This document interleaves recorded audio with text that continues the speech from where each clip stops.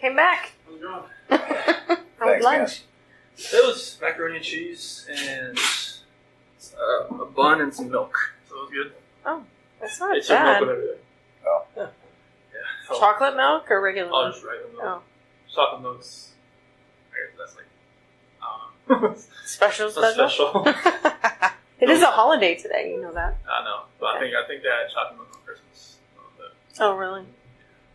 Yeah, they got milk with everything here, obviously, you know, the state. So, Oh, A lot of dairy. the dairy state. so they got cheese with a lot of stuff too. So, Macaroni and cheese. yeah. Well, we brought you some non-lactose Powerade if you'd like it.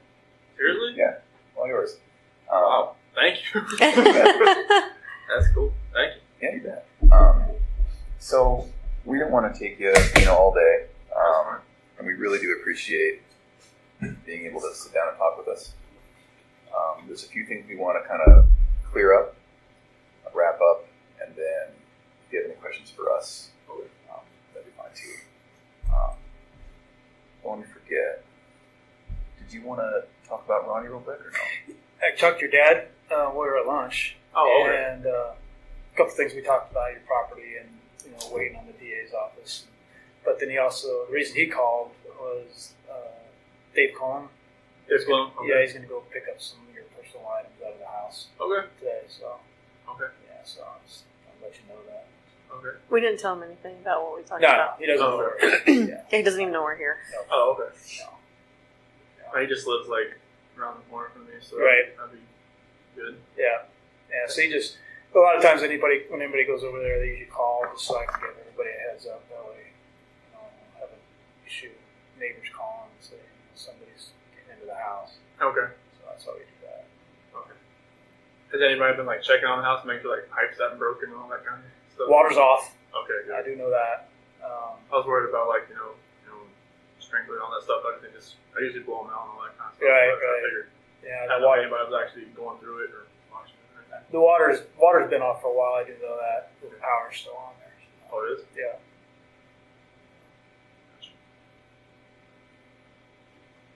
So, fortunately, unfortunately, I don't know how you want to look at it, but we need to get a tiny bit more into the weeds and into the mechanics of the time you showed up at the house when Officer Coonrod was there, Okay. till the time when we were all done talking. Okay. So that includes at the house, that includes at the oil site, and everything. Okay. Now, part of the reason we need to get into that is I mentioned before how we're just really want to get into the mindset of what happened. And you can imagine this is really important for us in the future when we're talking to a guy that's in your position to say, this isn't really a monster. This is more like a Chris Watts. And boy, we remember with Chris, had we asked this or had we done this, we really could have been better. And so that's why we want to get into the mechanics of it a little bit more with you. And that's going to mean exactly how, exactly when, where were you, what was Shanann wearing, or all of that, right? So we really just need for you to take a deep breath and get into it with us. And would it be all right if we ask you some specific questions? Okay. So one of the first things we want to talk about was when you came home. So this is after they had passed, and you came home and met with Officer Coonrod. One of the first things we see on the video is you walking into the garage and then into the Shanann's car. Remember what that was about? In your car? Yeah, like I think you opened a door or something? Yeah, you opened the passenger door, and it looks like you were looking for something, or maybe you picked something up. Do you recall what that was? Not that I'm aware of. Not looking for anything, but maybe just opening the car door to see if seats are. Because I think Nikki was saying, I think I see the car seat still in there. Yeah. Something like that. And I was, Okay. when I opened up the door, I looked in just to, it's like the first reaction of whatever, everybody's just waiting, pretty much waiting to get in the house. Right. Okay. So I wasn't looking for anything as far as specific or anything, but I was just, just reaction going in there and I know everybody's there. I don't know what's going to happen when they get in the house. It's out of nervousness, maybe. Yeah, I think a lot of it was out of nervousness. Sure. Okay. And then backing up a tiny bit, I jumped forward too far. So she comes home at 2 in the morning. She gets into bed. Was when you guys had sex together, was that pretty quickly after she came home? I think it was around like 2:30 because I felt like she'd be in bed for a little A while. little bit. Okay. And forgive me, it's not a pervy thing, but she woke you up. Yeah, she was just. I could feel like a hand was on Okay. me, like rubbing my leg or my chest or something Okay. like that. And then that was, signal it's go time type thing. Pretty much, she Okay. was like, yeah. Okay, I get it. And then that was maybe half an hour after. Mhm. And then after that, is there any talking? Or was it just kind of a Just like, quiet in the middle of the night? yeah. Okay. Just like I just felt her hand around me. I'm just like, what? And it was Time to like, go. Yep. Yeah, okay. That's funny. All right. Then a couple hours of sleep, alarm goes off. Okay. I guess what I don't understand is, so then there was some talking, and then how did you get on top of her? How did that happen? It's like when I got into bed, because she was laying, when she was sleeping, she was laying like face down, which she really never does. Okay. And I just got into bed and I kind of nudged her, and then she like kind of rolled over, and then I was just like right there on top of her. Okay. And so that was after you'd gotten ready? Mhm. Okay, so you go down, you make your food. Oh yeah, I got like cottage cheese and another cup of food that day. Okay.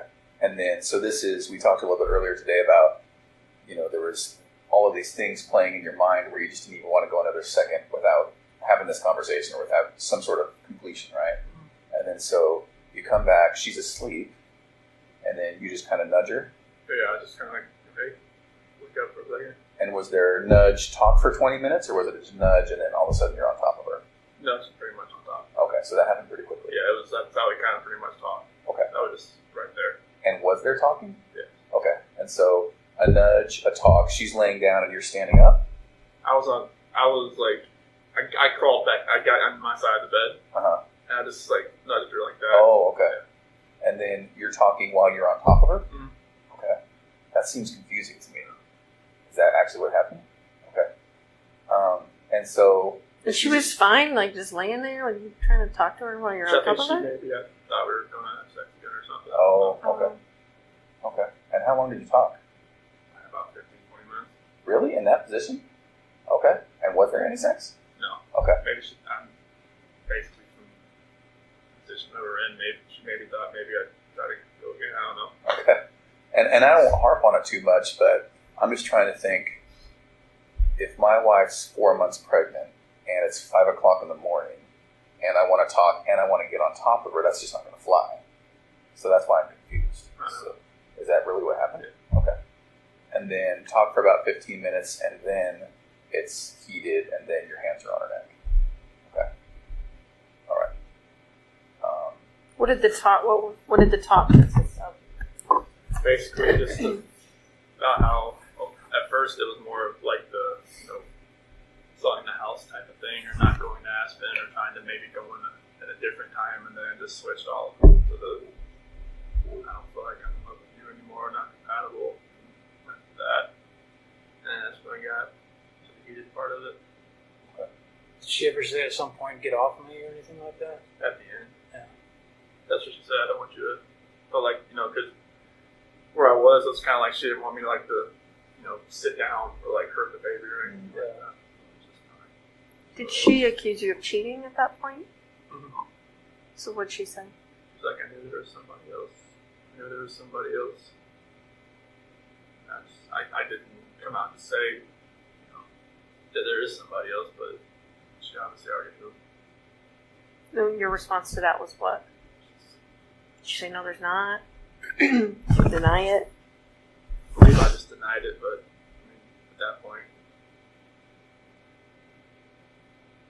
because when she would accuse me at the beach, there was a lot of like, there's nobody else, there's nobody else, or like, and when we got back home, she always like said there's got to be somebody else, because she'd always talk to her friends like Christina or somebody on text messaging, and they'd always say there's got to be somebody else if he's not wanting to sleep with you, like he's getting it from somewhere else, and there's nowhere else. I mean, she couldn't really say I would get anywhere else because I was using those Antarctica gift cards. So it's kind of like, she just me getting distant, but she knew, and that's mainly the reason why I talked to her, because I knew, like, after that night, it was just like, it felt like I just felt guilty, more guilty than ever before. Yeah. And then it seems to me, and sorry, I had a lot of thoughts here. So we know what happened, and we can talk about it today kind of openly, and that's what we need from you, is to just kind of say, I know it sounds bad, or I know this, or I know I feel this way, but physically this is exactly what happened. So if you could tell us that, it seems then that it would have had to been a pretty quick transition from two people talking to this, right? Is that what happened?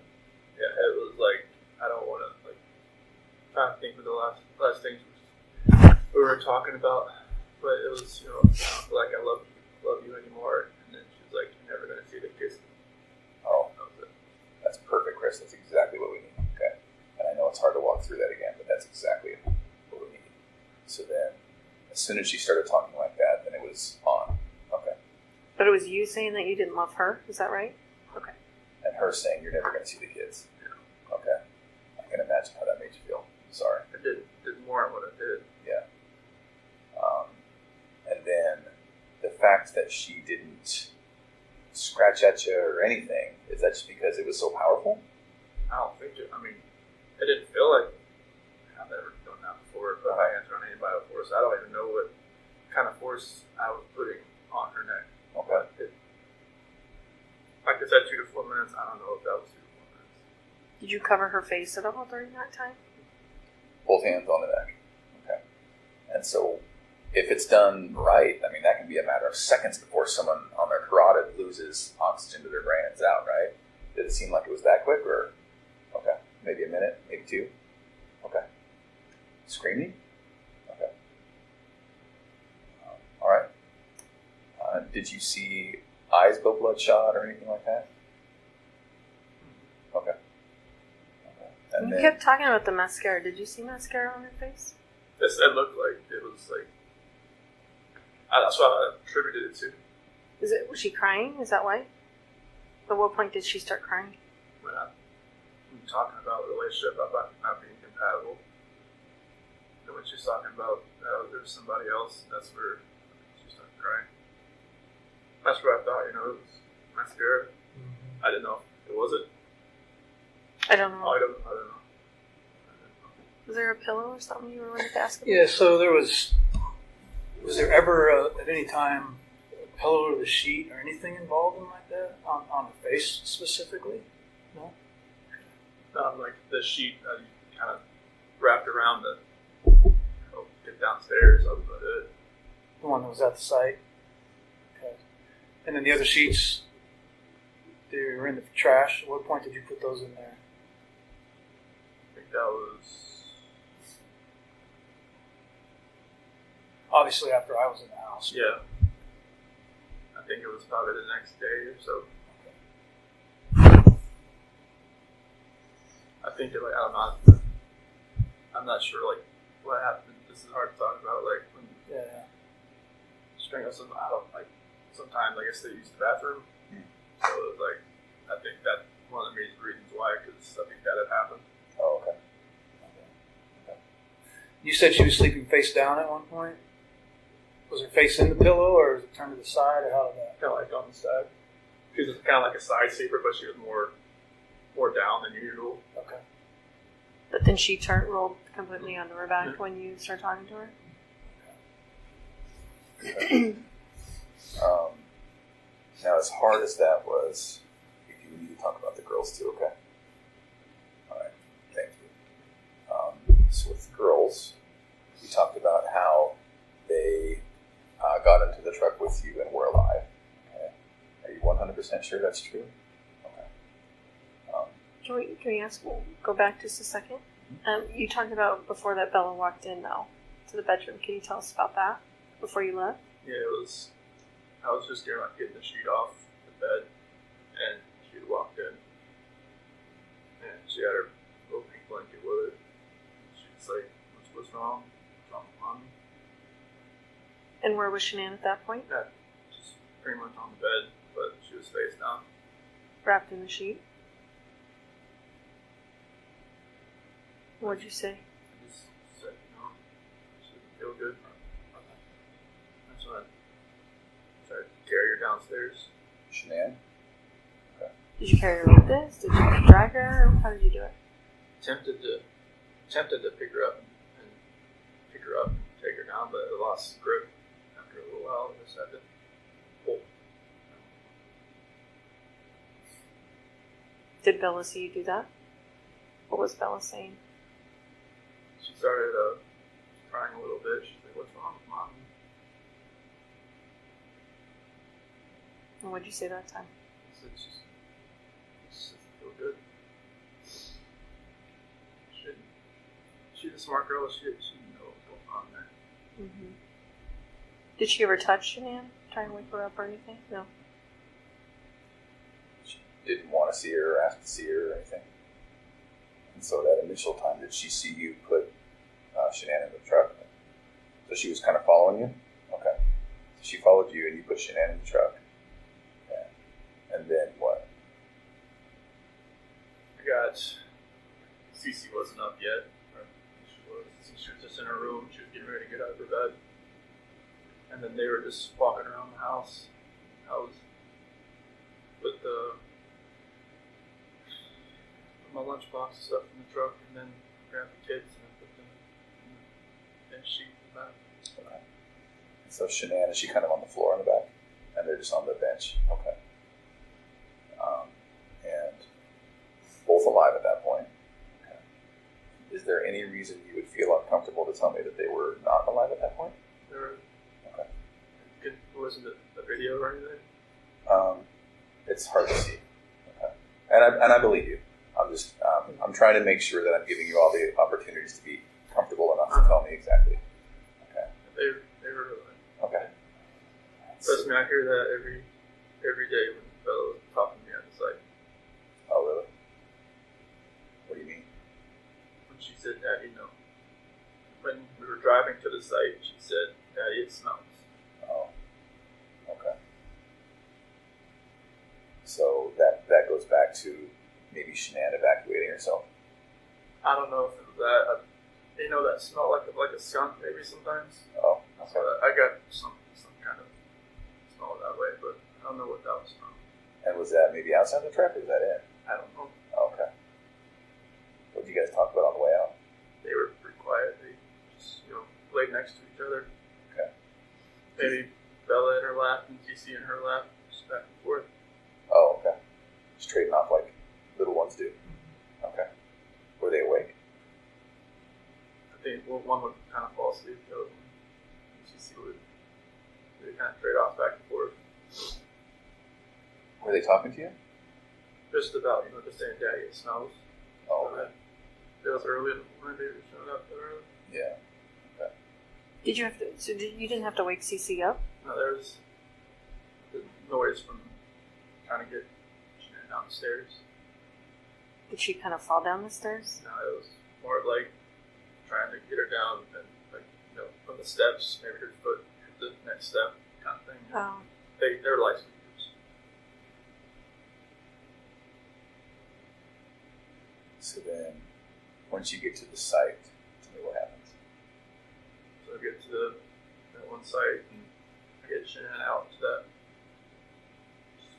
Go over to the part right off the site there. Okay. And the girls are still in the truck. Okay. Did they ask you what you were doing, taking mommy out, or? Yeah, I don't remember what I told them, but they did ask that. What they say specifically? It was more like, what are you doing to Mommy? Okay. And then is that when you buried her? I don't remember if I dug a hole there first but they didn't watch me do that. Okay. So then pulled Shanann out. She's maybe just sitting there on top of the ground? Yeah, like off to the side. Off to the side, close to where she ended up? Oh, yeah. Okay. All right. And then the girls, right? Okay. You mentioned Bella was first. Cece was first. Okay. Where exactly was she when it happened? In the backseat. Okay. Was she just right next to Bella? Mm-hmm. Okay. So, so once again, was it a hand over her face? Was it? There was a blanket over in my hand. And then your hand. Okay. And then so that just stopped her from breathing, type thing. Okay. Did she struggle at all? I don't think so, but I was blocking her face, and my hand was right here. Oh, okay. Yeah. Okay. You had one hand here and one hand over her mouth. And we're just pushing her against the back of the seat, type thing. Okay. What was Bella doing? She was sitting there next to it. She didn't know what was going on. Okay. Could she see you? Okay. And then did that take a minute or two? Didn't know it. Nothing. I didn't have no like concept at the time. At this Okay. point. Okay. Tell me about what you were thinking. I was thinking it's what happened. Yeah. Or any partial hint of what I feel for those girls and what I feel for my wife, but none of this would have happened. So I wasn't thinking. Okay. So she's in the back seat. Okay. And then once she's gone, then is it Bella next, or did you pull Cece out? I pulled CC out. Okay, so once Cece's gone, Bella's still there in the car alive, and then you pulled Cece out. What'd you do with her? Okay. So she went into the tank, and Bella was still in the back of the truck alive. Okay. With regard to that tank, did you bring up Cece, put her down, open the hatch? Brought her up, opened the hatch. And then put her in. Okay. When we talked the very first time we met, when we were talking about this, it was a matter of just lowering her down.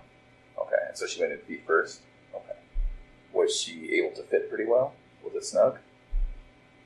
I think so. Okay. Did you have to like move her around a little bit and get her in there? I think so. Okay. All right. I didn't have to hit her Okay. my back. It's not like you stomped her in. No. Okay. And then close the hatch. Yes. Okay. And then went down to Bella. Tell me what happened there. She said what happened to Cece.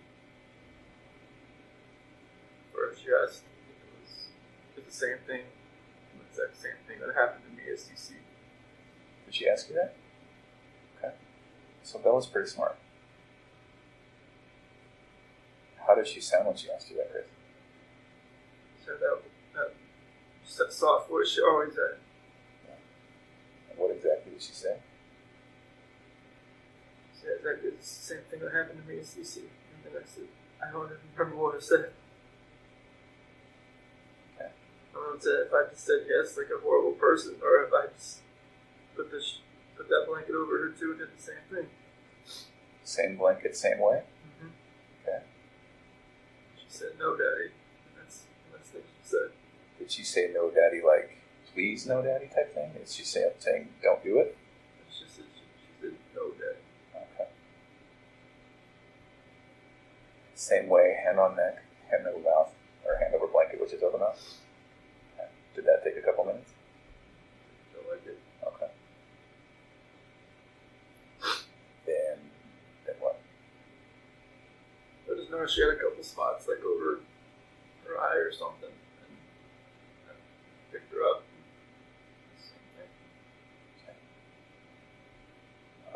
And we talked a little bit earlier today about it. You don't remember why a different tank? Okay. And there wasn't a reason? And they're both the same tank. I mean, they're just like, I don't know why I did two different things. Okay. Does one, I never got up there, does one catwalk lead to both? Oil can go into either tank. Okay. But if you go up one set of ladders, does that eventually indicate to both? It's one catwalk. Okay.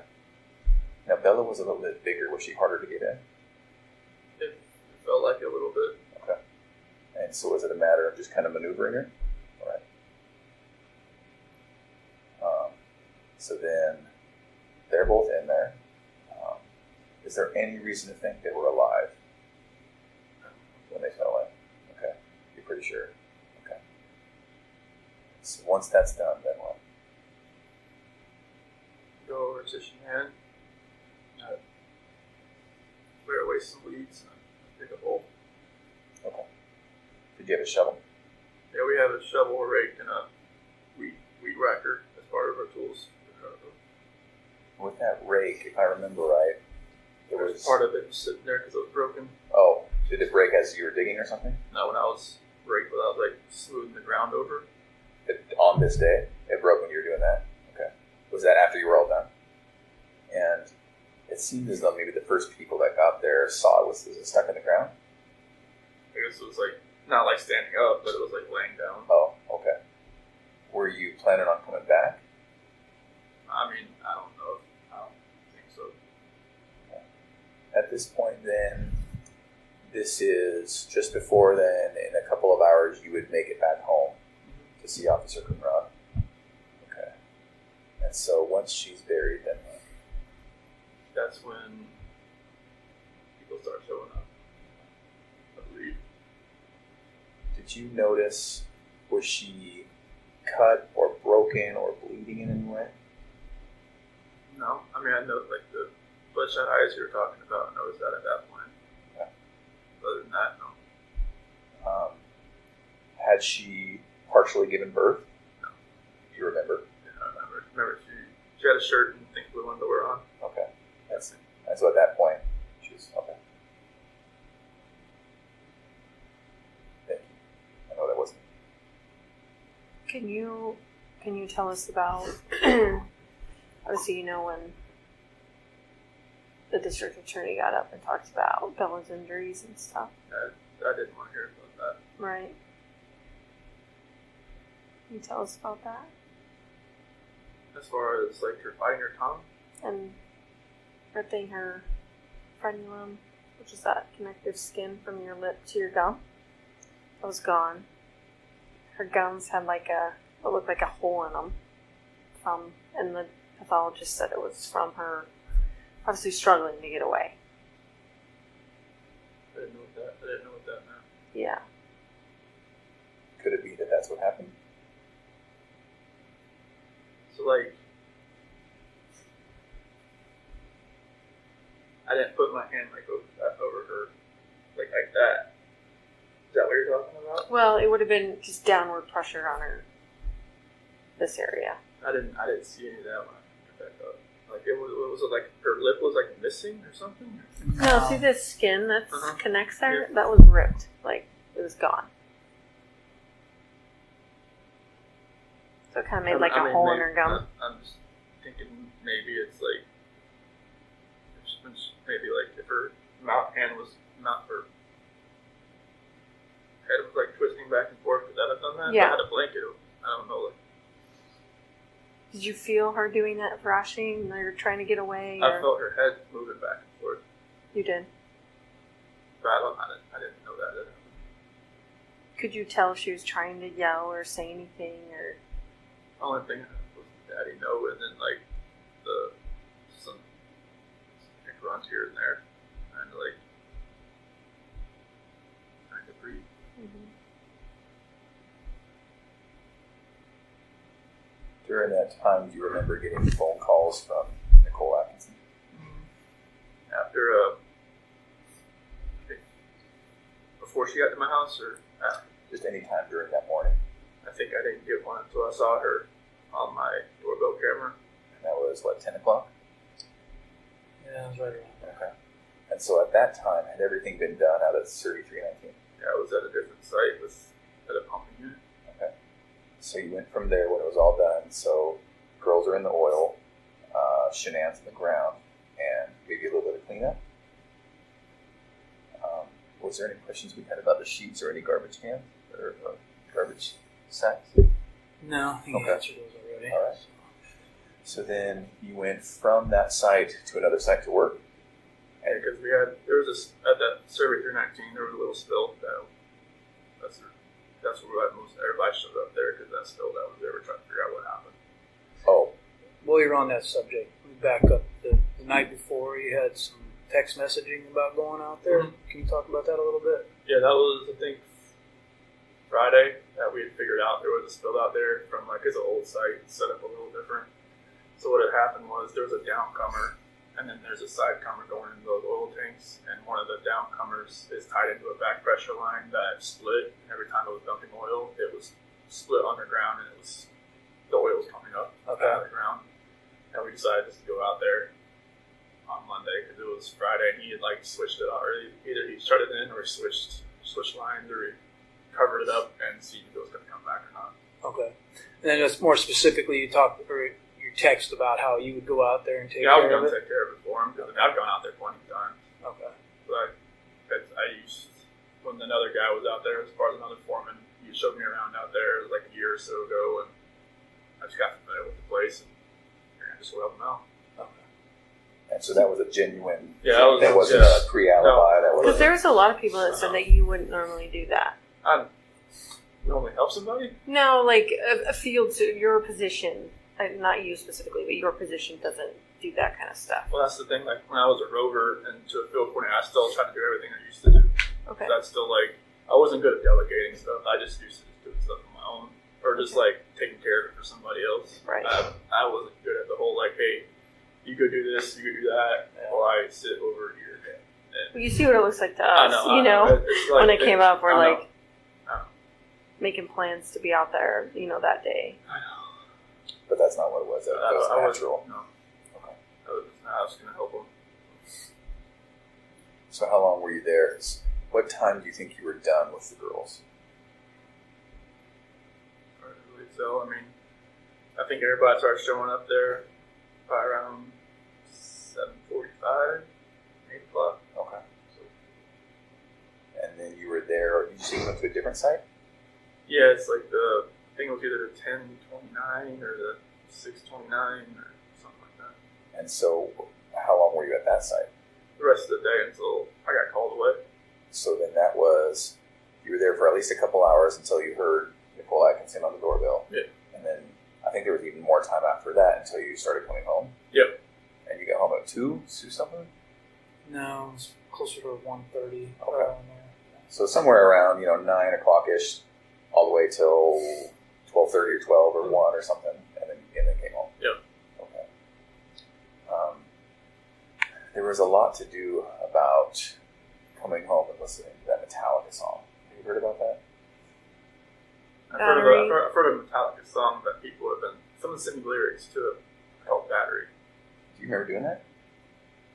That was Nikki Kessinger. She liked the song, or she just wanted to know what it meant. Oh. So that's why you looked it up. I just kind of looked at I didn't have the CD with me, so I just kind of looked at the words. And was that on the way home? Oh, that was just a different time. That was a different time. Okay, and so the media probably got a hold of that. Because it says Battery. Right. Okay. But it's like it's more about like a family coinciding as a battery. Okay. Not like hitting somebody. Sure. Yeah. Why did Nikki want to know what it meant? How did that come I up? don't know. It was kind of strange. I mean, she's very into different types of music, and I mean, music I never really thought I'd ever listen to. And like she got me into a few things there as far as music was, but like Battery was something that she asked me because I knew Metallica pretty well. She just wanted to know, like, hey, what's this lyrics mean? And I just looked it up just to look at all the words together and just put it in my head again, and that was it. Just made something out of nothing. That's what was strange. I got those lyrics in a letter. Oh, so now does that make sense? Yeah. Okay. Yeah, someone sent me the lyrics to it. Yeah. Like that guy from California. The one that was the 18 kid? at one point. The singer?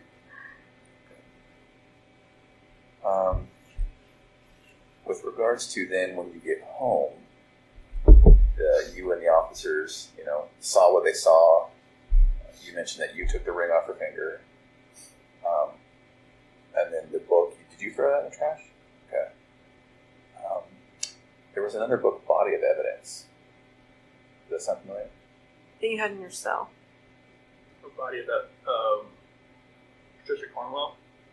Maybe. Does that sound right? Probably. Did that in Low County? What was that about? That was just one they gave me. Who gave it to you? The deputies. Not your attorneys, or? Oh no, they couldn't give me books. Oh. Any book that I had was given to me by the book cart that they had. So you didn't ask for that book, or? No, they just kind of give me like, hey, I read some Brad Thor books. He was a military guy, and Patricia Cornwell. My grandma always read her books and thought it was. I mean, she loved those books, and I'm not sure if that was probably one of the first books. Not the first book I read there, but probably the second book I read there. But it was like they gave me, here's 4 books, choose. What other book did you read? Do you remember? The first book they gave me when I was in Suicide Watch was, I don't know why, but Murder at Something. I was like, I looked at him and was like, that's the one we got. I'm like, okay. But, They handed you that book by itself, no other choices?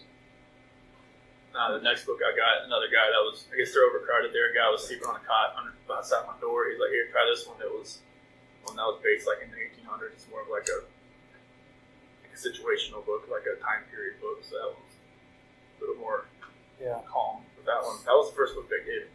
You don't remember what it was called? Murder at Something? We were at the Truman Center. Truman Center? Yeah, I think it was, remember at the Kennedy Center. I think it was written by Margaret Truman. Did you read it? Mm-hmm. Was it good? It was decent. I'd never read a book in a long time, so it was different. But like some of the books they gave you, like when you're in the hold, you're not allowed to have books in there besides the Bible, but the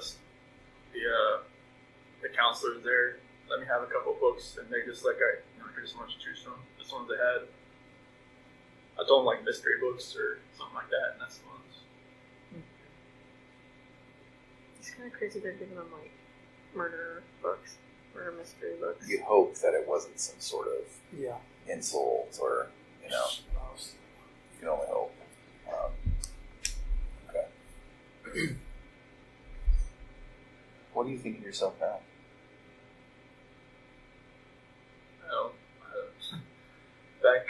Back when all this happened, when I was in Will County and everything, I definitely didn't feel like myself anymore. Like when my attorneys would talk to me, and talk to some of my friends, and like some of the stuff they would say, like I could say good things, but I'm just thinking to myself, how could anybody even say those things about me now, being what happened?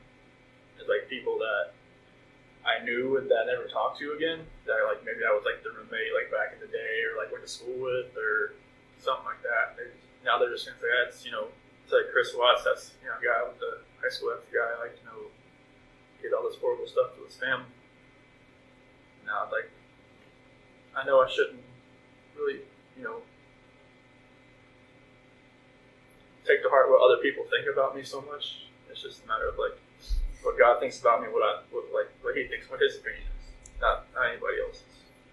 Because everybody's gonna have their opinion about everybody. Like before I got in trouble, I was always the guy, hey, look, they're judging somebody on TV. That guy that's no Orange Junction.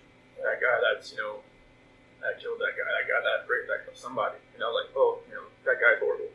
Now and it's now when we come out at 6 o'clock at night and there's something on the news, I try not to even pay attention to it. It's I don't want to be in that position where I'm judging somebody else. Because that's, what people were doing to me. I don't want to be that person anymore, but just hope that I can, step back and kind of look at everything that I've done in my life, and then up to that point, and just I did some good things, but no matter of the most important thing, I screwed up the worst. And so if I can at least maybe help somebody, and however much time I have left. Was it your intent the whole time you were taking the girls out there that you were going to do that to them? Honestly, it's when I got there, I didn't think it was gonna you talk about the tanks or just. I mean, I just thought process and all this. None of this makes sense. That's why I know you guys keep asking these questions because it doesn't make sense to me. But I guess did you? You could have done it before you guys left. I don't. And not had him, alive in the back seat. They could have been with Shanann in the back seat. I didn't think about anything really, as far as how everything was going to happen. I don't know, why it happened. why I left everything out there in the field and why, like, all this stuff. Like, just, none of this makes sense at all. But to Tammy's point, did you think that they might be coming back, or did you know they wouldn't be coming back? No, it's, man, the whole trip out there, I mean, it was like I was on, like I wasn't thinking. It was like,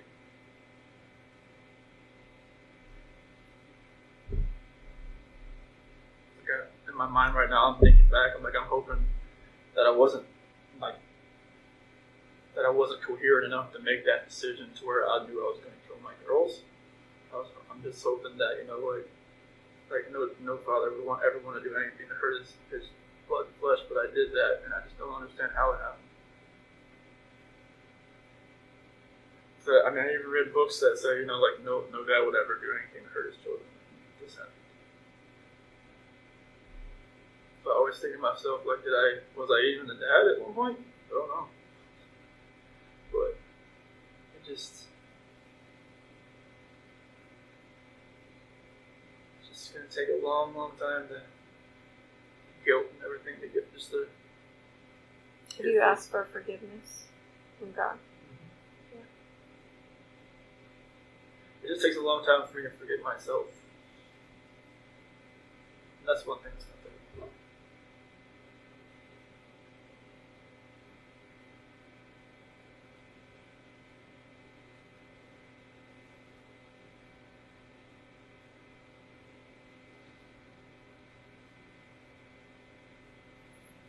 So that they can one day forgive me too.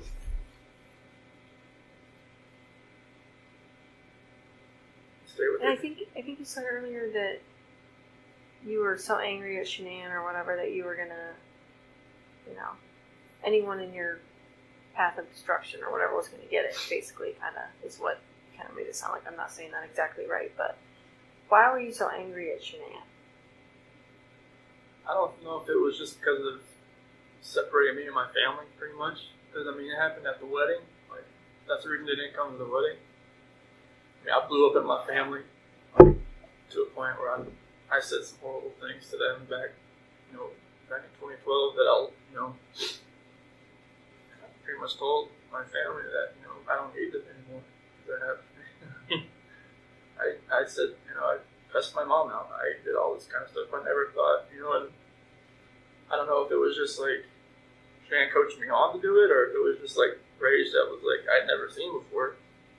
And then I don't know if it was just everything that happened in July, but I can't see my kids, and I'm not sure if they're ever going to go see them again. I don't know. And it was just like, I don't know if that had something to do with it, that something inside of me just triggered it, and then just like all that pins up from the wedding and everything, just like it's like a long fuse that finally just went to its end. What happened in 2012? There was my mom and Shanann, just like from when I proposed to her, it was at the beach, and from then on, it was just like she always went up to Shanann and was like, I didn't need a ring like that when I was your age. I didn't need all these fancy things when I was your age. And just kind of kept boiling over, and they never agreed on anything. It was just like, we didn't really need their help to do anything. We're just like, we'll just pay for it ourselves and all that kind of stuff. And, it was just back and forth. And I think maybe my mom just never thought she was good enough. She always thought she was hiding something from me. So, She always thought Shanann was hiding something? Like what? I don't know, stuff from her past, or like, Oh, I see. Yeah. So there's conflict at a barbecue when all the families got together. And first, maybe a barbecue that Shanann put together for everybody to get to meet each other. Two families, if you call that. Like when you first started dating. So, I remember we did have something like that, but I didn't remember like any kind of arguments at any place like that. I know like when I proposed to her, Shanann had her family come down to the beach too. They stayed at a separate house. But as far as like a barbecue or anything, I don't remember one that was like that. Way before then. Yeah. I remember the time when I asked Frank to. It was okay if I had asked Shanann to marry her. Remember that little get together? I don't think. So then, what was the blow up at the wedding about? It was just my mom and pretty much my sister just didn't like her.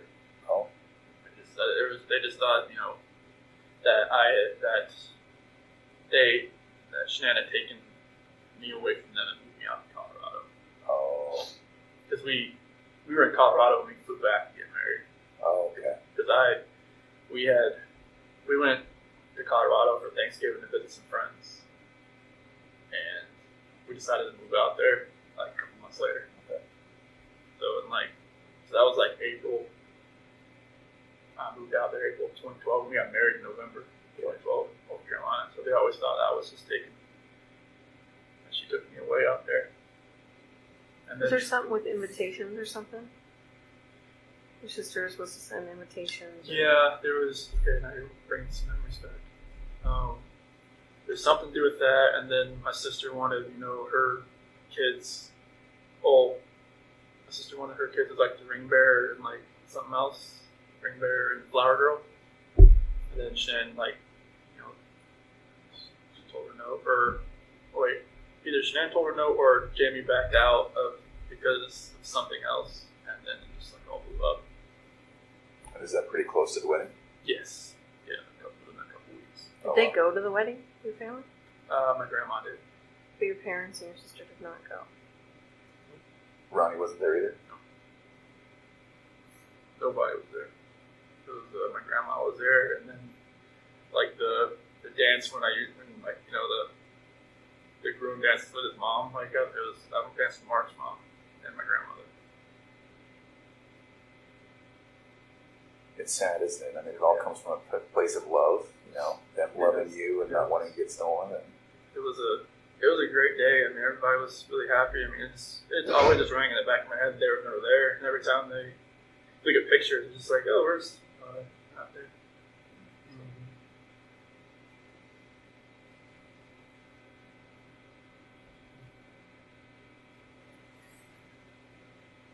Never knew if they actually were going to come anyways, but as far as sometimes they'll just like, all right, we're just going to go just to be there, but they never knew if that was the case. And so then when Tanya was asking, why were you so mad at Shanann? It was part of it, just this whole family strife. That's the only thing I can think of right now, because there's no other reason really to be mad at her. We took care of each other our whole last 4 years. It was like a good relationship. I mean, it's just like, if I never met Nikki, would I ever have, thought our relationship was bad? Probably not. Interesting. That's one thing I always thought about. Like, even Nikki asked me, like, I don't want you. She said, I don't want you to leave your wife just because of me. I'm just like, what do you mean? She said, well, just if you met me, like, would you have known? I'm like, no. I never thought I would have strayed away from her at all. Like, I've never tried to follow anybody, Right. Was Shanann checking your phone, or She always had my phone. she was checking your phone? So how did you get past that? I use my work phone. To text? And you had some secret apps, right? That was on my personal phone. Were you using anything else to have contact with her? I just text her with my work phone. When Shanann and the kids went to North Carolina, she used my personal phone. And she just told me to put pictures in an app, and I just found that calculator. I just put, just searched on the app store, like hidden pictures, and this calculator app first popped up. Like in your iCloud or your whatever isn't linked together, so she would know if you're getting at, downloading apps and stuff like that. They used to be a long time ago, but when we got different phones, or when our phone contact list be synced up from the cloud and stuff like that, I couldn't have, she had tons of phone contacts. I just couldn't have but it's still kind of linked up at one point. But as far as like she asked me to get my own iCloud account, just to kind of free that up a little bit. How about your Facebook account? You deleted that at some point. When did you do that? And I why? think it was got back August 7th. Went to work. I think it was probably August 8th. That's when Nikki told me she told her friends about me. And I just figured, they probably looked me up on Facebook and see that she was pregnant. If Nikki already knew probably already, but the reason why I did that. Did you and Nikki ever fight? We never fought, but like I said, I had to calm her down a bunch of times. Yeah, you started to mention that when we were talking to you before about her getting upset about some video or something about being bipolar or... Well, what are you talking about? I think either my dad told me about that or John Walsh told me about she made a couple videos when she was just talking to herself, saying that she was bipolar or something like that. But a lot of things when she realized that she's the other person in the relationship, that I'd always put my wife first over her, and that's what kind of made her take a step back a few times, and then I had to kind of calm her down. Tell me about those times. What'd that look like? So the first one was probably around July 4th when I had to leave her house because she wanted to kind of spend most of the day together before she went to a baseball game or something. And when I had to leave, it kind of just made her kind of take a step back and wonder what she was doing. And I just told her hey, just because of what's going just because I had to leave doesn't mean you have to just take a step. I was comforting her at some point. I don't even know why I was doing it.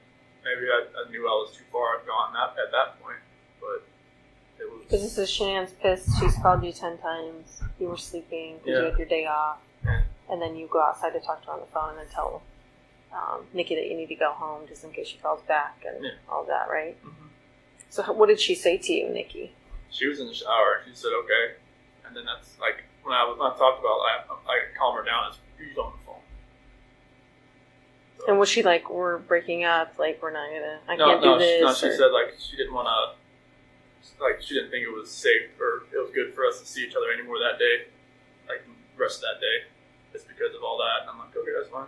And she asked me to come over, later on after she got back from her baseball game. And so you did that? Mm-hmm. So what was the second one like? It was basically about the same thing. She was, I didn't really know it at one point, but I guess she had, set up a couple dates with some eHarmony app or something, and they never showed up. And she had already made plans with me, and Wait, what do you mean? She set up dates when she had plans with you? Yeah. Why would she do that? I guess she kind of figured out they weren't going to show up. She went, I guess when she went to the baseball game, they never showed up, and there was another one and never showed up either. So she's actively dating other people I while you guys are didn't know together? it until a couple weeks later. How did you find out? She told me. What'd she say? She it was one conversation where I actually kind of fell asleep on the couch, and then she had told me I'm not sure why she even told me about it, but it was very random, and she could tell that it kind of took me back a little bit because I figured she would have told me that if she was actively still looking around. I mean, she didn't have to tell me, but I figured she. Do you think she told you though so that it would hurry you up and make a decision? you're making a decision? It might have been, but it's. She never had anybody that actually tried to fix things as far as hey, I like where we're at as far as the relationship goes, and actually I did stuff for her around the house, around her little apartment, and nobody's ever done that. She just thought it was different. So. What about our male friend? Where does he stand with her? What's his name? Jim. Thank you. He worked in the oil field, North Dakota, I believe. And I guess been a friend of hers for a long time, and it's kind of like a shoulder to cry on. Is always somebody that's always been around for her. And I guess he's had a couple girlfriends, and just I guess he's never hadn't had much luck. I guess in that department, as far as keeping girlfriends, and just him and Nikki have always been good friends. Just platonic friends. That's as far as you know. As much as I knew. Yeah. think they just been friends for a long time, especially up in oil field, North Dakota, or whatever he's working now. I think either Wyoming, they go all over the place. When Sandy and Frank lived in the house for 15 months, what was that like?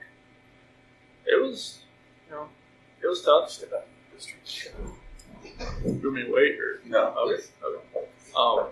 It was tough, because go from just me and Shanann and Bella and Cece to 2 other people, and then 4 dogs. Yeah. Yeah, Onyx he's a terror, 100 pounds of this heat-seeking missile everywhere, and it was cool having more people around, but it was stressful. Yeah. Because with Shanann, having 2 dominant personalities in the house, and with her mom there, it was kind of like what her mom would tell her kind of how to raise the kids sometimes, or do this, do that, whenever they were sick, she was like, all right, rub peroxide on their feet, they'll be fine. Just what? Okay. And I wouldn't do it, and saying like, just do that, Chris. It's okay. But it's just little things like that, and it was like a clash every day. Yeah. It's kind of like every time I got home, I didn't know if Shanann was pissed or if she was okay. Because when they first got there, they didn't have a job yet, and so they're just around all the time. But then once they got jobs and stuff, I think it was a little better for Shanann because they weren't around the house all day. But it was definitely stressful, just vacuuming every other day. Yeah. And just cooking was great. That was awesome. But She's a good cook. I was always because they were down in the basement, so I was always really trying to keep the girls upstairs while they were sleeping, so they're running around downstairs, and I didn't want them to wake up. And I know Frank always told me that waking up Sandy early is not good, so it was just just kind of walking on eggshells a lot. Yeah, it was stressful. Yeah. Yeah. You think that stressed your marriage with the time, or? It was 16 months. It was 15, 16 months. Yeah, it was a long time. It was great around the holiday times because they were already there, and all that was great. Sure. Yeah, it definitely. We never really had much alone time. Yeah. You always had to kind of plan it out. So. Yeah. What was their purpose for living out there? They just wanted to be close to the kids. Okay. Because they were, we FaceTime a lot, but it's not the same as All right. the 2 kids. It's hard to fly back and forth. When they went back to North Carolina this past time, it was the first time Cece's been there. She was 3. Yeah. First time her brother ever met her. So were they trying to move to Colorado permanently, or they just? They were thinking about it at that point in time. Okay. But Frank would have stayed. He didn't want to leave. Sandy wanted to leave. She wanted to go back. Yeah. Yeah. Yeah, it was a matter of they knew their house wasn't being taken care of. They wanted to go back because they had put their house up for sale for a little while, but never bought. Mm-hmm. Okay. What about your financial stresses?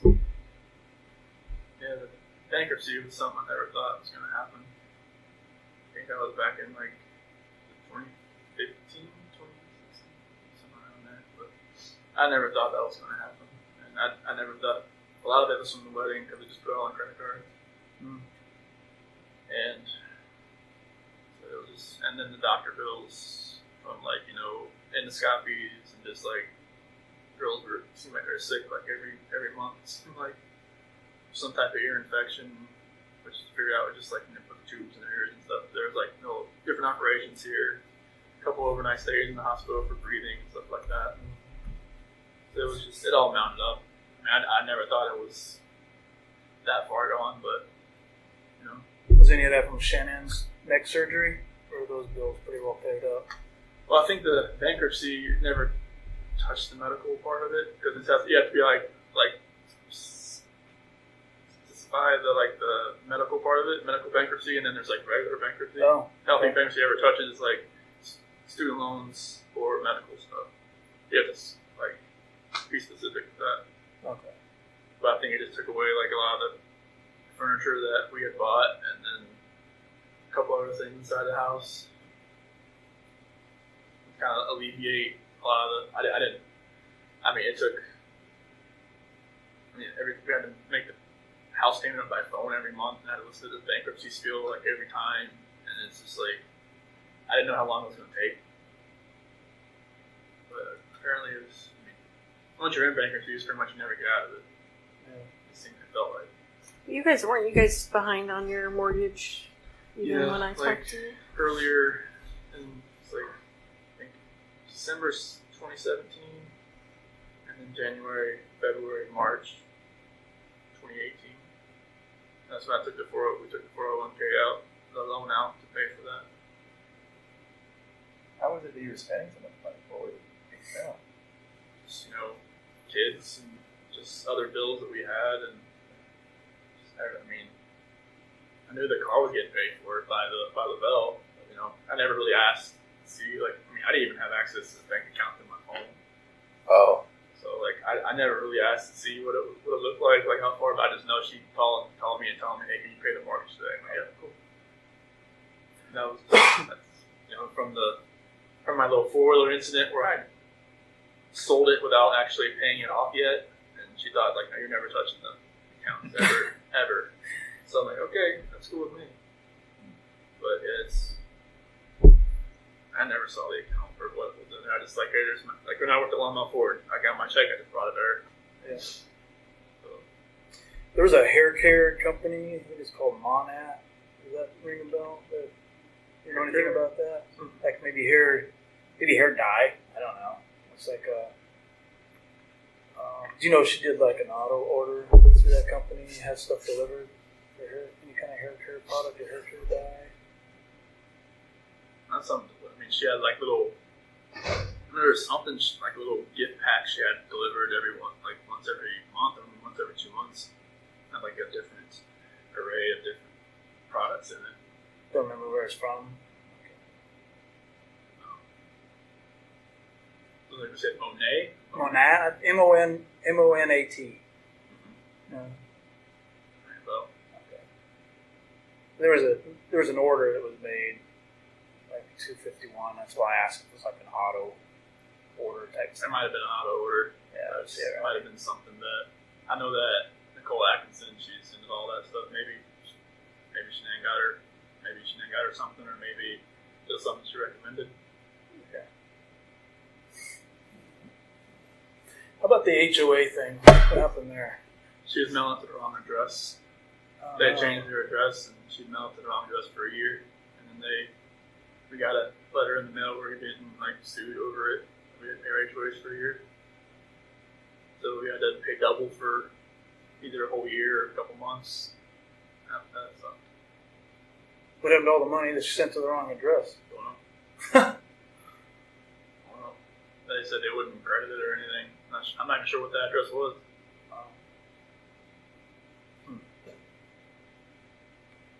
She said it was just something that she didn't see. I was like, well, I wasn't gonna harp her about it because she did so much. So I was I'm not gonna say what the heck are you doing? No, sure. Don't need that. I know she felt bad enough.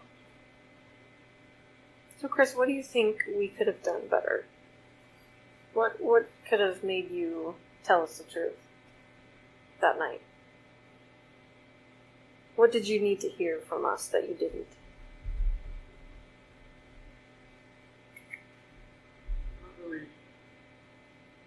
I'm not sure what really goes to people's minds when they're in an interrogation room. When I was in there with you and Graham, I was just nervous. I knew I had done something wrong, and I knew you probably already knew or were going to find out. And it's just I've watched enough, hits TV shows to kind of see okay, what's going to happen next type thing. I never knew if that's right. But I think it's just the horror of knowing what you did and trying to tell somebody else what you did. That's what kept me from doing it, because I didn't even want to admit to myself that I had done anything. So I knew what I had done. I knew how bad and horrific it was. I knew how bad I was going to hurt other people. I I just couldn't even admit to myself that I had done it. Because I couldn't even tell my attorneys I did it until like 2 weeks later. So were you trying to save us from the horror of No, it, or it was what do just you a think? matter of I couldn't admit to myself, and how could I admit it to you? So do you think any amount of us asking you things different ways would have helped, or do you think anything would have helped? I think if maybe you didn't ask about if Shanann hurt the kids, you would ask the other if something in that a different order of question, maybe it would have came out a different way. Because that's the only reason I went with that story is because that was. Well, you weren't giving us anything I know. else. That was the problem. But so if we would have said, what do you think?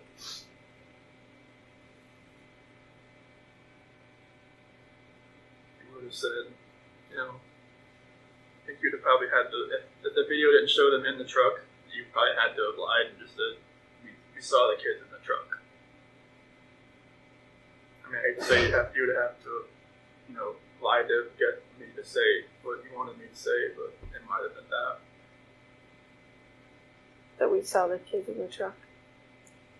When we were talking, there was a point where you just said, "Can I talk to my dad?" Did you just want to tell him first? I just wanted to, tell him that, that I loved him and that it's probably the last time you're going to see me again. As far as, outside of a cell. Yeah. You looking forward to it coming? Yeah, because I'm just talking on the phone, it's just totally different when you see him, see a face, It's like when we got on that little video conference in Will County, it was all I could do to stop, just not to just break down on that phone. So it'd be good to see them. What do you get to do when they're here? Just like this. Like in a room like this with a If table? there's a visiting center, down in my unit, and I don't know what it looks like, but I know they said it's tables. And it's pretty much they set up a time and you get a couple hours. That It's would just, be good. it's just in that little center, and I'm not sure what else is in there, but I just know there's tables. I think there's vending machines and stuff like that. But it'll be good to see them, and fortunately they can't bring their phones in or anything, so I was hoping they could maybe show me a video or two, but I don't know, or a picture. But they pretty much only let you come in with your ID. That's it. Can they mail you still photos or anything like that? Yep, they can do the still photo. This is sometimes they try to play a video over the phone for me, and it's it's really fuzzy and crackles a lot, so really can't hear anything. If you have any other questions for us, if you ever wonder why they did this, or wonder why the investigation went this way, or I think the first time I was brought in, I think it was the 14th, I believe, when I met you that night. Mm-hmm. I mean, you told me there was a bunch of other people coming in for statements. Was that true? Yeah. there was a couple people. Okay. Yeah. There were a lot. There were a lot, actually, yeah. Okay. We had a whole board worth of people listed and agents out. They didn't get the attention you got that night, but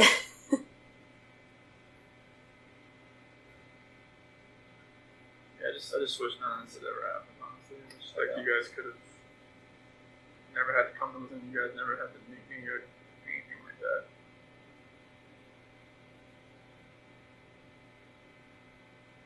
None of it ever felt real.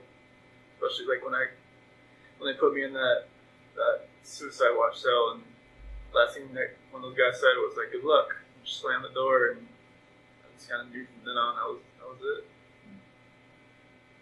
The deputy said that? One of the guys, one they call them the SOG guys, Special Operations Group in the Will County Jail. Yeah. That was it. Next morning, when I got out to take a shower, I saw the newspaper, and there's this big piece cut out of it. I don't know what that was about, and I just kind of saw my last name, and I'm it begins. if we came back to talk to you someday, would you be inclined to talk to us again? Okay. Yeah, they just took me off guard. I had no idea. Yeah. We didn't really want to tell you we were coming just Oh. because we didn't want you to have anxiety about us coming. I would have had anxiety. Yeah. Yeah, So we figured the blitz attack was probably the best course it's today. like the first time we met. Right.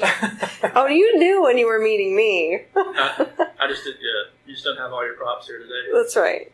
That's our props, man. Those it's legit. Sophisticated equipment, It is. right? That's right. Sophisticated instrument. I don't know that that's going to happen. We might not ever see each other again. But I didn't think we would, honestly. your experience is definitely interesting. You yourself are definitely interesting. We see things in you that we didn't expect to, and we don't see things in you that we expected to see. So it's very interesting to us, and it's. I hope you can take to heart that today was a lot about us learning how to do better, how to talk to people better, how to do investigations better. I mean, like, I never talked to a police officer before, or like FBI, CBI, anything like that. So that was all new to me. Like I said, everything that I've ever seen as far as the authorities have been on TV. So I didn't know like what to expect, especially when I got that interrogation room. It just felt like exactly what it looked like. Just like you guys poke and prod, and then leave. Come back in. It's like give me time to stew, give me time to think, and just like it works. It just really just drills more questions into your own mind instead of just staying in the room and just asking questions all the time. Mm-hmm. You liked it when we took breaks? Like, you think that worked on you? I did. So you were like watching videos of girls at one point. Do you remember that? Them giggling and laughing and Like when I was in the interrogation room. yeah. I don't remember that. You don't? I didn't. I thought you already had my phone at that point. No, we didn't take your phone towards the end. Towards the end. Okay. That was weird for me. It's like when you put that picture in front of me, Yeah. and that's why it made me do it. Because I didn't have a signal in there, but that's like the videos I had on my phone. It was just like I wish I had taken those videos out more often before all that had happened. But that definitely got in my head a lot. I don't know where that picture was from because I've never seen that picture. The one we showed you? Really? And I've never seen CC in that dress before. Really? We talk a lot about that dress. Yeah. Is that just And you were you making saying it up? I never saw her in that dress. you were even telling us when she last wore the dress About the and boots the boots. Not that dress. Those are her favorite winter boots, and she wears the them all winter summer. boots. Winter boots, yeah, but that white dress was a little different. I've never seen that picture. No, because you talked about buttoning it up. You said, I remember because she just wore it the other day and I had to button up the back. And It's been a different dress, but not that one. Huh. That picture, was that in North Carolina? Or was that? I don't know where the Pulled picture it came off from. of Facebook, Shannon's Facebook. So maybe it was while you weren't there or Might something? have been, yeah. Because you don't recall that, huh? Because there's a lot of pictures I guess I didn't see when they were in North Carolina that my parents have. Like especially like 4th of July and stuff, and they had like 4th of July dresses on and stuff like that I never saw. Oh. Some I had on my phone, but that white dress I never felt like they were like she was going to church or something. I just never saw that white dress. And Bella's little dress that she had. Her little awkward smile there in the back. Yeah, that definitely got in my head. Did that. When we had the picture out there for you. See, and to us it didn't feel like that because we I know, I really didn't show didn't any elicit emotion. any emotion. I don't show emotion that much. It's like my dad. It's like we don't show emotion. Like Were you fighting it down, or were you just not a guy to show it? most of the time, I'm not a guy to show it. Like I hold it in as much as I can, and in my cell, I'm crying a lot, obviously, but I'm not really a guy to show it. Okay. I don't know. I try to hold it as much as I can. You were a difficult guy to read, especially at the house that day. That makes total sense now. because I knew it was like because I was like in shock or just like disbelief or just like some people said I looked like I was a heartless, no soul person, soulless person when they did like the TV interviews or something. And I'm just like, I'm just glad I never saw it. I don't even want to know what I looked like, what I sounded like. But you were obviously feeling it then. You just weren't. Yeah, just like nothing registered at all. Everything was like just harbored deep down, and then like I think it was just one night when I was in my cell, it just all hit me all at one point. Not the fact that I was in jail, but the fact that like everybody was gone, Right. and none of it. I think if it was like like if something happens to your family, like in like an accident, like a car accident, or like something like horrible like that, it registers at one point. But if like you did it, I don't know if like it just doesn't register at one point. It's like in my head, it never registered. Does it seem real now? Oh, it feels real like every day. Like I see pictures, I just know like where they were at when they were doing that. When I first had like some type of hearing over the phone, I heard like Frank and Sandy and Frankie, and they were on the phone, and I forgot what kind of hearing it was. Something about like a probate hearing or something. I knew exactly where they were in the back. I heard the birds chirp. I knew they were on the back deck, and I just like walked back to my cell, just balled my eyes up. I knew exactly where they were.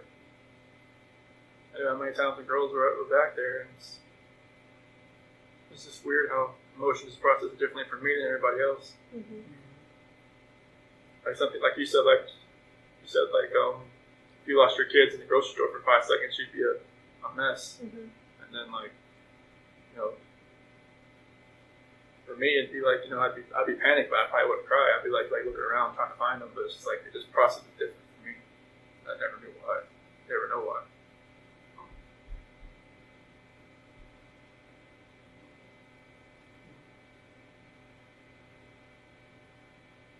I don't want to think I'm like a cold-hearted person. It's just a matter of just don't show the emotion as much as other people do.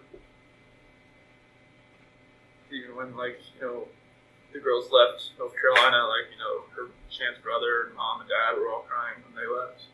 And it's just kind of like I never really saw my parents get like that when they left. It's kind of like I don't know if it's like you're born that way. Like your family doesn't show emotion like that? Is that what you're saying? Yeah, my dad couldn't really speak at the sentencing hearing because he said he was kind of like he said he was going to lose it, like lose his emotions. Like that really hit me. It's kind of like I never seen him like that, like vulnerable. Mm-hmm. But nobody really ever seen me that way either. That's why maybe I just. Was it ever like you're a sissy if you're like that, or was it just something you just never did? I never saw my dad cry, so maybe it's just something that was imprinted in my brain that maybe I should never cry. Was your mom like a loving mom, like a doting mom, and would give you affection and hugs and kisses? And she'd always ask me what was going on. Like she said, I was always hard to read. She never knew what was going on. But did she still try and give you affection even growing up? Yeah, she always, my sister was always a parent. Like, it was always, what was going on. She's always open with me. It was always just, closed off. And she always wanted to know what was going on, like how I felt. And I was just like, no, okay. So I'll give her. Even if something was wrong, I would have probably never said anything. Because, I just, deal with it myself.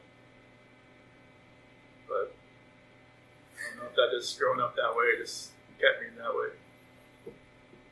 Deal with things on your own, but then they build up so much that you can't deal with them, and they take a hold of you. You never thought, in a way, you could take hold of you. So you think as a result of just bottling up for so long? Definitely. What do you remember your dad saying at sentencing? I remember there was a scripture. It was a 1 John 1-9, and then a lot of it, their representatives said for him. And my mom said a lot. My mom spoke, but everything my dad had written down, the person said. But he was talking about going to Little League games and races and stuff like that. Going to being my coach and everything like that. So hoping that, you know, I can experience the same type of joy doing that for my girls. I remember your mom saying she loves you and she always will. Yep. That was pretty important to hear. I think at the end she said, "I forgive you, son." Yeah. That was big, right? Yeah. And your dad, when we came here today, we were just hoping and praying that you would take your dad's advice. Do you remember what he said? I hope if you ever get a chance to talk, you can talk about it. Okay. And I think that's what today was. Don't you? Mm-hmm. Yeah, I think one of those didn't expect it to be today. So DA made some comments during that sentencing hearing about your emotions and having no emotions, or you remember all that?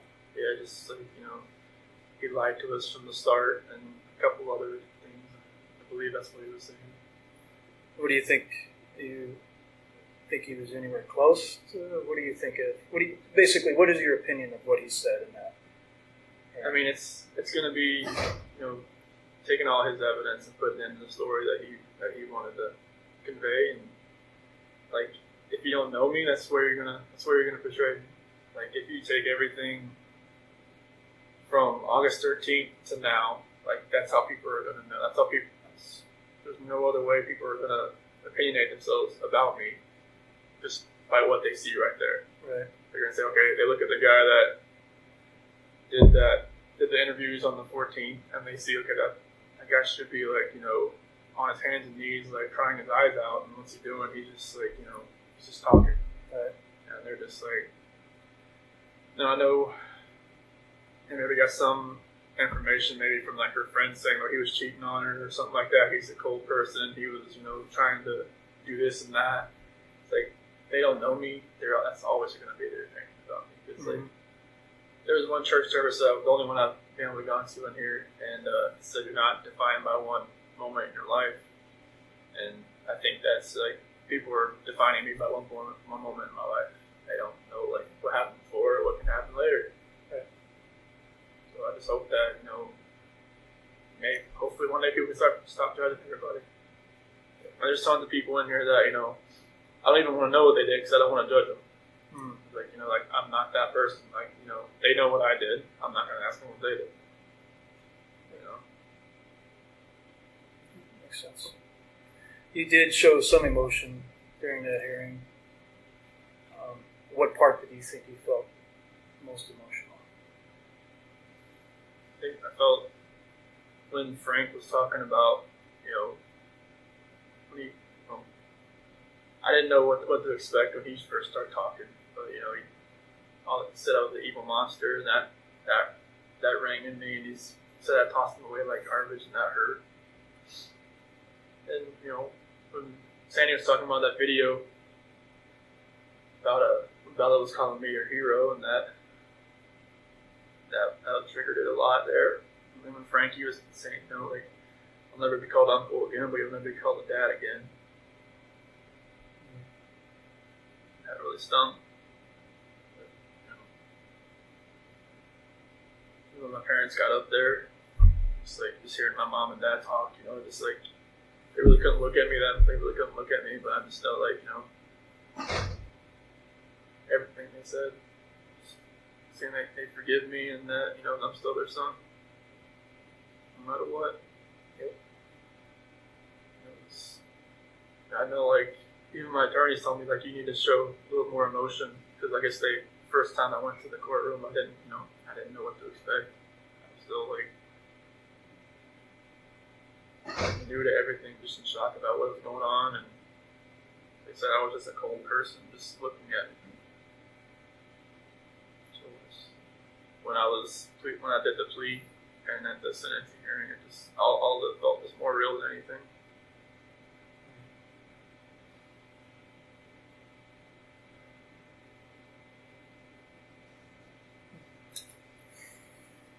I remember growing up, my pastor used to tell me, it's better to be 1 foot out of hell facing heaven than 1 foot out of heaven facing hell. Mm-hmm. So I think that's you. You've been to hell and now you're facing the right direction. I definitely feel like I never knew I could have a relationship with God like I do now, but that's like the amazing grace with all of this, but I just wish nobody had to pay any kind of price for this. I know there's a purpose for everybody. I just hope that I can get my mind. Well, I think you're seeking peace, right? That's good.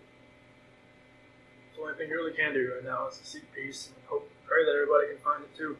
Good. For everybody that was involved, for all of you and just all your team and everybody, friends, anybody that was involved. What do you want to happen with this information? I mean, I know you're probably going to tell Frank and Sandy and Frankie, just kind of give them a little closure, right? Yeah, I don't know how much I'm going to tell them. Obviously, you know Sandy better than I. She wants to know everything. But I'm going to digest a little bit before I talk to them about it. So I don't think there's any rush on that. And then, but other than that, I have no intention of talking to anybody outside of law enforcement. But what would you like to see happen with it? I mean, I'd like to tell my parents, like, you know, when they get here, instead of like finding out anywhere else. Yeah.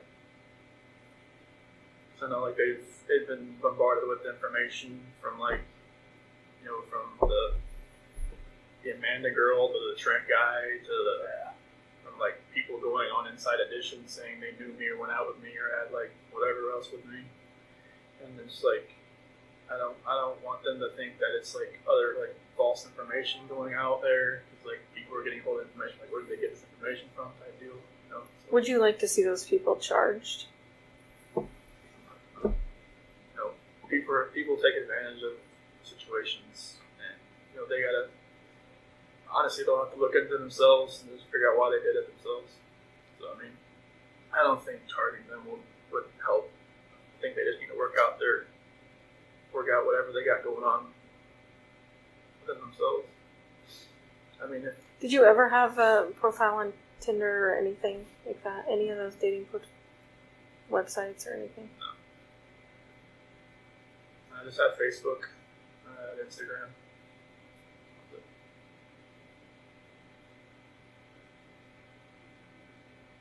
I didn't even know what the WhatsApp thing was called. That's when I was like, John. You'd never heard of that? No, I was just like, I don't even know what that is, man. This guy's fishing for something. So you had to waste your time and go out there and talk to him. It was a big time waster. It was a big waste of time. Yeah. But you would not want to be listed as a victim in that case, as far as him being charged with like false reporting. I mean, he's whoever's gonna try to get their 5 minutes, 50 minutes of fame, whatever they want to do with this. I mean, that's on them. I mean, if he's willing to do that, then he needs to figure out what's going on with himself before, like, you know, I don't think charging him with something's gonna fix that. So it'd just be a waste of time, I think.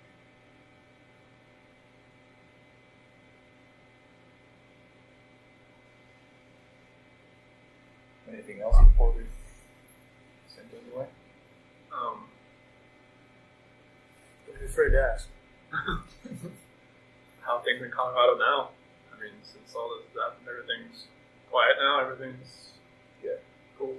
Well, we had another guy murder his fiance, girlfriend, whatever you want to call it. So that's made a lot of news too. I'm sure you've probably seen that on the news. No. So. Everything here is based. I think the only thing here was like that Jamie Kloss thing. I don't know if you heard about that. Oh yes, we were just talking about that out front. That the girl was kidnapped. Yeah. She escaped after like 90 days. Yeah. Insane. That was crazy. He'll probably come here. Yeah, they said he's in some county jail. Is that right? Yeah, Is that what she was saying? Broward or something? Broward County. Yeah, so all I see here is like stuff I try to. It's like everything happened here. So you guys stay tonight there. Watch out.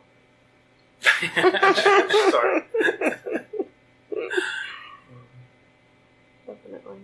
Yeah, Do you mind if I take a picture of you just to show what you look like now? You just look so different than. I just, you know, like It's not going to go on social media or Okay. anything. It's just for like our own records. Okay, Is that okay? that's fine. Were you asking him something? Nah. Sorry. No, I was just going to say it's like the roads in the background scary enough. You know, I know. When it's snowing, it's horrendous.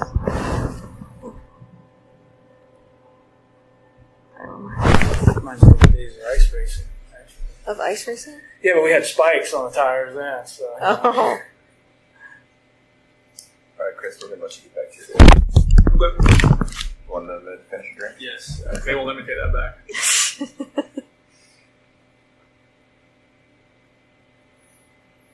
Yeah, I had to shave. They recommended I change my appearance at the RDC. So. Why is that? Just so people didn't recognize you?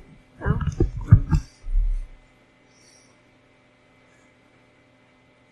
Yeah, I did. I just shaved it all off. And that razor, like I said, the razor they have here, it's a single blade. So like I'm A like, safety razor, right? oh, it's more than said. It's like it's more safety than actually a razor. That's why it doesn't shave. Is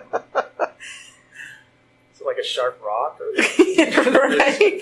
Just imagine shaving the same spot for like 5 minutes, and then finally, Something starts going. yeah, it starts. It's like I gotta warm it up or something. I don't know. You'd probably be better just plucking them out with your fingers or something.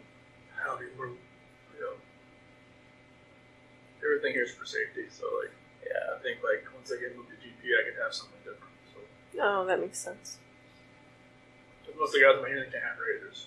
So that's Well, it. that makes you feel better, probably. Well, But they they're don't have to not. watch me. Other guys, they stand next to them while they shave. That would be kind of weird. Oh. So do they have any other jobs, like if like fleet? Would you be able to go work fleet maintenance or anything like that? If I Or got is that, classed down to like a minimum, uh, or like a low medium. They have guys that like run across the street to like a records building and work over there. I don't know, like they said it takes a while to get classed down from like maximum to medium. Yeah. So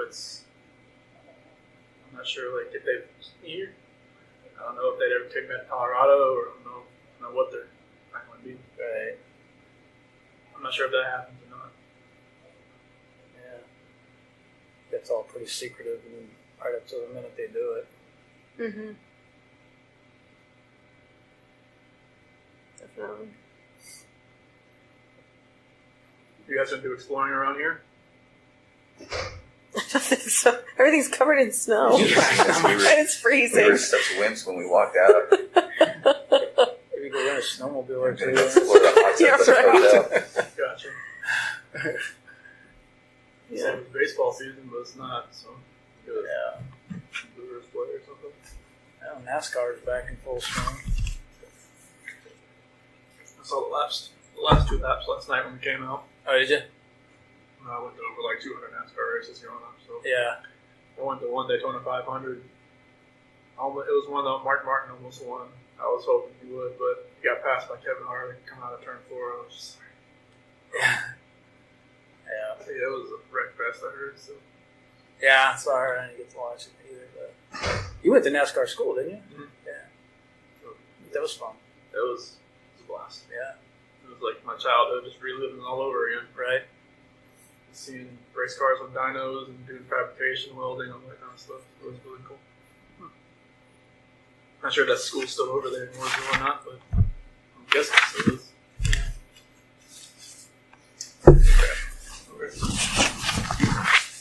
So do you have to be escorted back? Is that what they do? Yes. Okay. Yeah, like the unit I'm in, we all have to have escorts because it's a special management unit. So guard escorts you everywhere. Yep. So what about when you're all playing basketball together? Are the guards watching you? There's 3 of them in there. Do you ever get in fights playing basketball? Now we're just, we're, guarding each other, like blocking and everything like that, but everybody's Or Go cool for with each other? Good.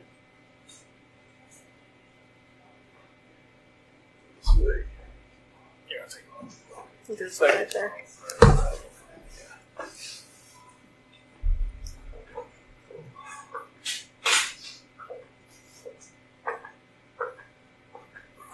You guys fly back tonight, or? Tomorrow. Yeah. Could have flown back tonight, I guess, but I don't know what time the flights are even. It's probably the only time I ever come. My brother went to school there, so. But I had never visited him when he lived there, so. That was my first time driving through yesterday. It's a cute little town. Actually, this town's cute. Honestly, like the downtown. It's a pretty cute place. It's just so desolate because it's so cold right now. I think it was like a couple weeks ago, it was like -50 with the wind chill here. Oh. And they said, like, the PSU counselor I talked to, she said it hurt to walk in here and breathe. Wow, not bad. Yeah, they were saying, like, on the news, like, for people in, like, Chicago and all those places not to take deep breaths because it was, like, freezing their lungs. Yeah. It was insane. It was like the deep cold from Canada that came through here that just, like, it froze everything. I mean, it was so cold in ourselves, we were just, like, going out to eat, we were, like, just, like shaking like that because the heat couldn't keep up with that. Yeah, there's not much you can do. Plus, this place is old, so, like, all the windows, like, they couldn't insulate it. Yeah. The wind was just, like, rushing in. Would you stay here if you could? I don't really know much about the state or anything about what's going on in here, but like from what I see, they say it's decent. Yeah. Like I said, it's a lot better than going anywhere else. Yeah, that's generally the word. Is if you hear it's not as bad as other places, that means it's pretty good. Yeah, so like I'm just hoping and praying that I can help people here and that they'll just keep me around, maybe they'll make me like a personal care worker or something. Help other inmates, mentor them, because I guess they have a couple guys that are serving a life sentence that have turned into personal care workers or counselors. Good. Help other guys when they come in. If I can do that. They don't have like the normal programs you would have, but you know, it's not me. Mm-hmm. Like some guys like they want to get like extra degrees and stuff like that. They don't have that here. You have to go to one of the other places. Mm. So if you just said, I want do some more education stuff, would you get moved to another place, or is it totally up to them whether you get It's to totally do up that? to them. It's like I'm not sure how that gets paid for. Right. So like I'll just whatever they want me to do, that's what I'm gonna do. If they want me to move back to Colorado, I'll be like, why? Why do I have to go back to Colorado? Oh, if they told you that, you would question that? Well, like, after a while, if I was here for a long time and then say, okay, since you leveled down, we'll move you back. I'm like what? But, I don't know how that would go. Are you scared to level down, though? No, I mean, it'd take years for that to happen, but, like, I don't know. I don't know how it would be like in Colorado in the DOC there. PSU counselor, she worked DOC in Colorado and California. She said Colorado looks like California now. Really? She said bad about the gang violence. I could see that. Yeah, I can see. Definitely changing. Yeah, I think people in this part of the country are just different overall. It's really, we kind of talked about that earlier. Colorado's not like it used to be. People here just be nice. I think a lot of transplants probably moving into Colorado from other states. Yeah. Probably affecting that. Because no, Dave Colon, he said they were moving to Florida just to get away from Colorado because it's too much changed. Yeah. It's just so expensive and Everything's crazy. mm-hmm. Houses just keep going up and up. For any kind of like a half an acre of land, you're just going to pay the same amount of money. Here, I think it's a lot cheaper, but the pay is it's much lower, I think. Yeah. Mm-hmm. Yeah, I was doing a little reading on the area, and the median house price appears like $116,000. And you can't even buy a mailbox in Colorado for that. No, a P.O. box right there. True. Yeah. What, a P.O. box in Colorado? $100,000. That's nuts. I think I was reading like Pittsburgh, kind of like the same way. It's like it's crazy to think about how much it varies from like state to state, city to city. Pittsburgh expensive? No, like Inexpensive? yeah, it's like 150,000 per house. Like deal. Like, geez. But deal with the weather and deal with all that kind of stuff too. Yeah. Yeah, there's a reason for that, right? Like here, I guess you got like April to September, that's your only good months here. The rest of the time you're in your house. Yeah, I don't think I could handle that. Especially if snowmobiles. I wouldn't even like that. Yeah. It's Can't still do cold that on every day, snowmobile. right? You start using the snowmobile for necessity, that's a problem. Right. Get to the store. You gotta put a license plate on a Daily snowmobile. commuter. Yeah, that's a problem. Kind of walk around Titletown all the time. Mm.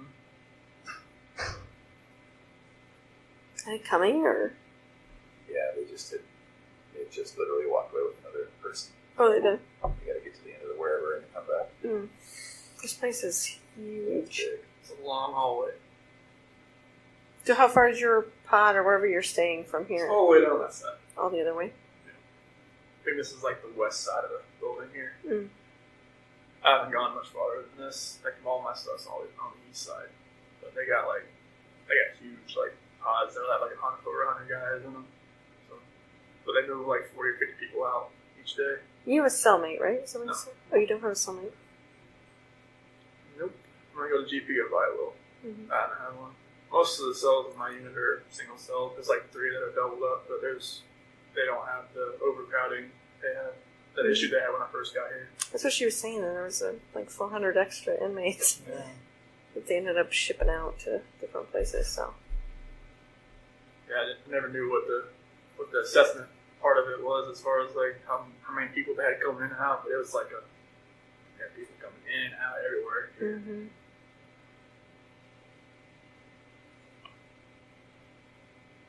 So is it like a general supervision type thing like Will County is? Like a big room with the pods on the top, or how is that? No, it's like you have a sergeant desk at the front of it and then a hallway of like 20 cells. Okay. They just kind of walk back and forth. It's the RDC was like you have like a cul-de-sac of cells, 3 tiers, and then like the perch for the sergeant right here. He can see in everybody's cell just from looking around. Right. But this one's like they got to walk up and down. This used to be like a mental hospital or something. They said, Oh. like back in the day. Okay. It's definitely old. You can hear those pipes like vibrating around the walls, and it's like, hope that don't bust. Is it like exceptionally freezing in here? Just the cold of the last 20 minutes. Yes. Yeah, it gets, Whew. depending on which way the wind's blowing, depends on which side, but it gets cold. It gets cold. It's pretty chilly. It was like a 6-foot snowdrift outside my window for a little while. It's finally starting to go down. So when it was like negative 50. It's crazy.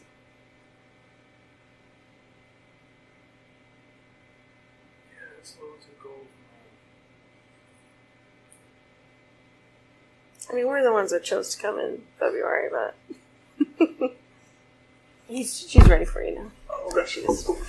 well, good to see you guys. See you too. Take care of yourself, Thank right? you.